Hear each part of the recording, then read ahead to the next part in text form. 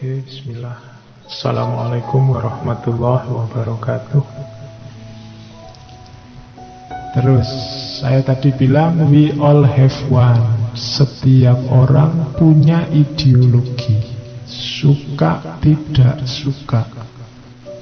Ketika kamu punya prinsip-prinsip hidup, dan prinsip itu kamu wujudkan dalam praksis hidupmu sehari-hari, sebenarnya itu sebentuk ideologi.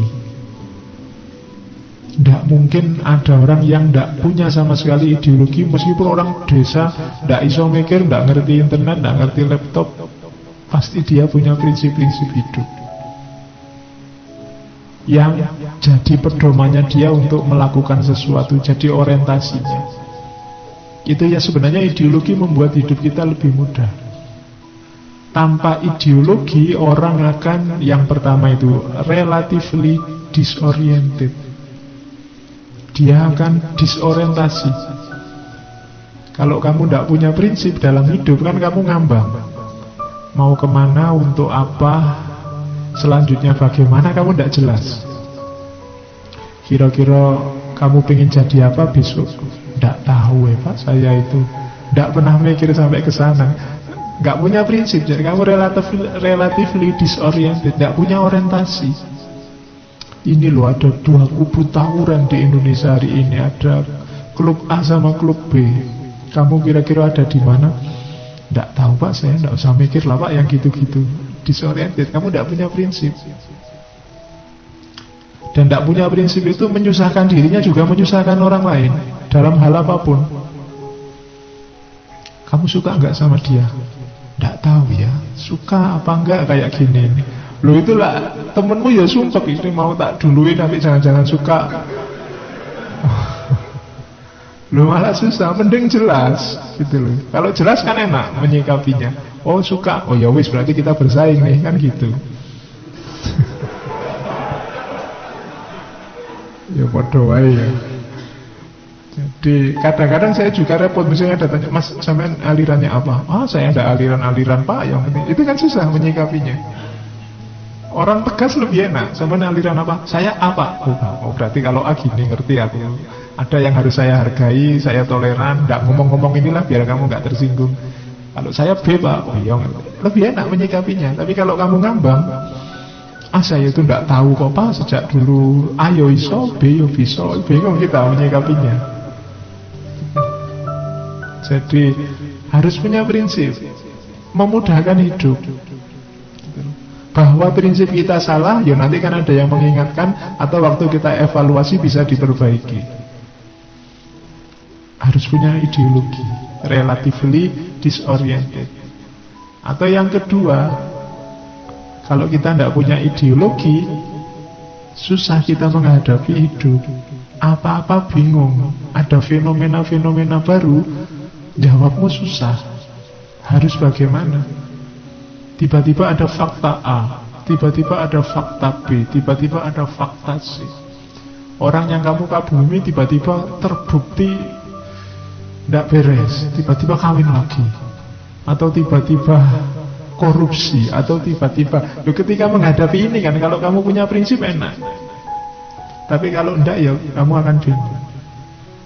Itu gunanya ideologi, menghadapi perubahan-perubahan besar misalnya. Ini partai platformnya beda-beda, tapi kok yuk bisa koalisi, itu kan fakta mengagetkan. Tapi kalau kamu punya prinsip, menyikapinya mudah.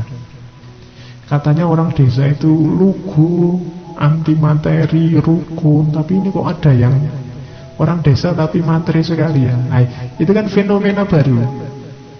Kalau kamu punya prinsip, punya orientasi, menyikapinya gampang.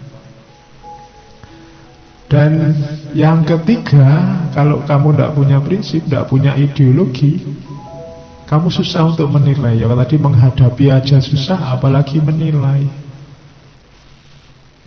Ketemu saja susah, apalagi mengkritik. Akan berat. Kamu akan terombang-ambingkan. Pokoknya yang lain aja, trennya kemana kamu akan ke situ.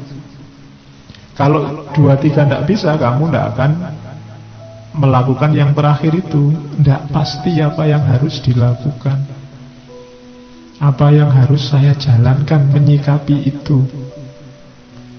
Jadi meskipun banyak orang mengkritik ideologi dalam tanda petik karena menganggap ideologi itu sesuatu yang negatif, tapi sebenarnya setiap orang punya ideologi. Dan akan lebih ringan, lebih menguntungkan kalau orang punya ideologi. Orientasi hidupnya jelas, tidak ngambang.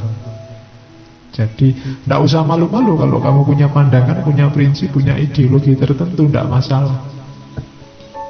Memang hidup itu butuh prinsip-prinsip.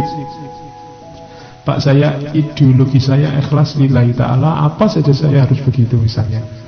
Itu, ini kan semacam prinsip, praksisnya kamu rumuskan model itu juga.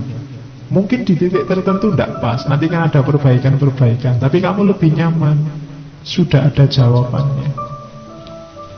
Betul. Ya kayak dalam agama misalnya ada orang yang selalu bingung nyari dalil, capek. Fenomena itu banyak sekali, luar biasa. Kalau kamu punya prinsip aja beberapa, itu kamu tidak usah capek nyari dalil. Misalnya, menurut agamaku Pak, ada prinsip adil. Apapun yang tidak adil itu pasti anti-Islam misalnya. Ini kan prinsip. Jadi kamu ketemu fenomena apapun yang menunjukkan ketidakadilan, kamu tidak perlu capek nyari dalil, pasti tidak Islami sudah. Kenapa? Kamu sudah punya ngerti prinsipnya. Misalnya Islam itu Pak anti dengan yang ketidaksopanan. Nah, berarti ketemu apapun yang tidak sopan, kamu nggak perlu capek-capek surat apa, ayat berapa. Itu pasti tidak Islami. Ada artis dangdut goyang, terus kamu tuh dalilnya goyang itu apa ya Pak? Ya pusing kamu kalau nyari satu-satu gitu. Enggak. Kalau ada prinsip-prinsip umum yang jadi pedoman praksis, semua kan lebih mudah daripada kamu capek waktumu untuk satu demi satu masalah kamu pikirkan. Ketika kamu punya prinsip kan gampang. Misalnya kamu punya prinsip, pokoknya kuliah nomor 1, pacaran nomor 0.